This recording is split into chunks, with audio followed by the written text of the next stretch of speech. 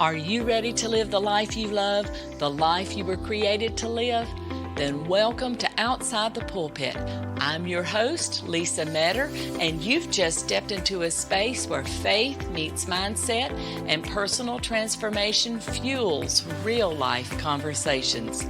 If you're navigating growth, leadership, or life's challenges beyond traditional spaces, then you're in the right place.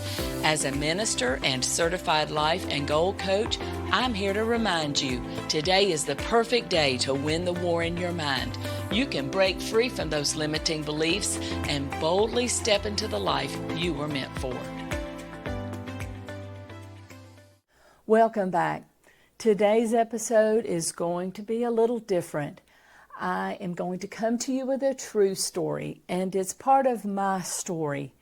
It's really close to my heart, but I want to share it with you because it's exactly a perfect example of why I titled this podcast Outside the Pulpit, because that's where Jesus met me, right where I was, and He led me out of the place I was in, along a path that I could actually follow.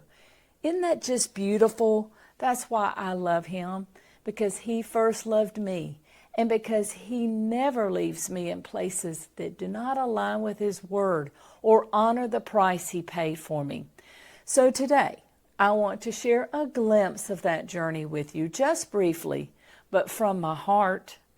Sometimes the most powerful shifts begin in the middle of all the mental noise. It doesn't just come in the quiet times.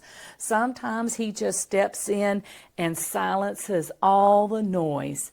His grace just interrupts that spiral, and His truth starts to speak louder than the shame narrative that so many have running in the backs of their minds. John 1:17 says this, "Grace and truth come by Jesus Christ." And I'm going to tell you that is 100% my story. I came to this type of mindset work purely by accident. Okay, consciously by accident, I guess you could say, but providentially ordained 100%. I've long held the biblical principles that we've talked about already, the being renewed in the spirit of your mind, taking on the mind of Christ, casting down imaginations. I worked with those as best I understood through the years, just like you have. But it's really when I was searching for something else entirely that I stumbled into a framework, a skill set that gave structure to what I had learned spiritually. I was fascinated by it. That's why I geek out sometimes and teach all about it, because I'm fascinated by it. But at the time, I was looking for practical tools to help support my health. I joined a group that promised transformation. So while this approach wasn't faith-based, something in that process really began to stir me. I didn't agree with everything. In fact, I was skeptical of quite a few things. But I did stay, and I stayed long enough to notice something fascinating. The real shift for me wasn't about food and formulas. It was about belief. One question really cracked things open for me. It was, what do I think about the number on the scale today? Well, I had a list of unhelpful thoughts. I won't read them all out to you. I'll give you a few. I weigh too much. This is never going to change. But buried beneath them was the one that held the shame. And it was this: I never should have let myself get in this shape. Boom. That was it. That thought was so quiet and so cruel, but it was the thread that ran through everything. It wasn't really about my weight. It was about my worth. And that's when I began to see it, y'all. The victim mindset, the nobody cares. So many things I've already shared with you. That narrative, that inner dialogue that never let me rest. That was the root of it. To the outside world, to all those around me, I looked confident and capable, but inside I was drowning in that self-judgment. And yet, oh boy, and yet Jesus met me right there. I began to challenge the false stories and began to live from that truth of Jesus Christ. And that's what I'm offering you today. Not someone else's plan, but a spiritually grounded framework that changed my life. This process wasn't just about noticing my thoughts. Really listen right here. This wasn't just about noticing my thoughts.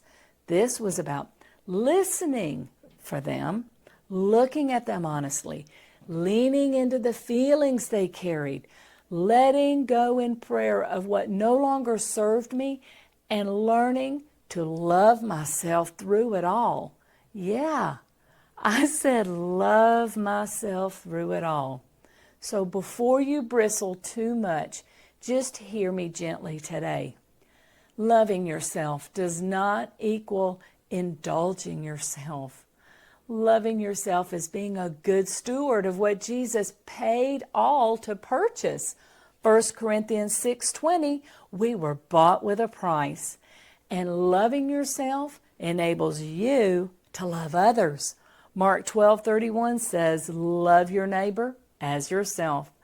If you're cruel to yourself, it's hard to extend grace to others. So yeah, loving myself became part of the healing, not in defiance of Scripture, but in alignment with it.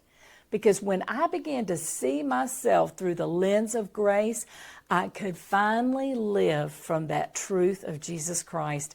And that truth did not puff me up. In fact, it grounded me, and it gave me permission to show up as myself authentically and whole, demonstrating what Christ had done in me. And that's when the rhythm of those 5 movements that I mentioned earlier, that's when that really began to shape a healing rhythm in my life. Not one that I set out to find, but one God had prepared for me. And in His kindness, He let it find me. I'll be sharing more about that soon, but for now, today, I just want you to know you're not behind, you're not broken, you are right where you need to be. And this journey, this gentle, intentional work is yours to claim. You really can have agency over your life, and you really can create the life you love, the life you were created to live. Thank you for spending time with me today on Outside the Pulpit. My hope is that this conversation encouraged, challenged, or inspired you in some way. If this episode spoke to you, I'd love to hear from you. You can email me at Lisa, Lisa, at outsidethepulpit.blog. I always welcome real stories from real people. Now, if you're looking for more like this, visit our website, www.outsidethepulpit.blog, where you'll find downloadable journals and devotionals, coaching and workshop opportunities, and links to my Rodan & Fields skincare business. Everything there is designed to meet you where you are and support you on your journey. Don't forget to subscribe, and let's keep growing together. Until next time, keep creating the life you love, the life you are meant to live.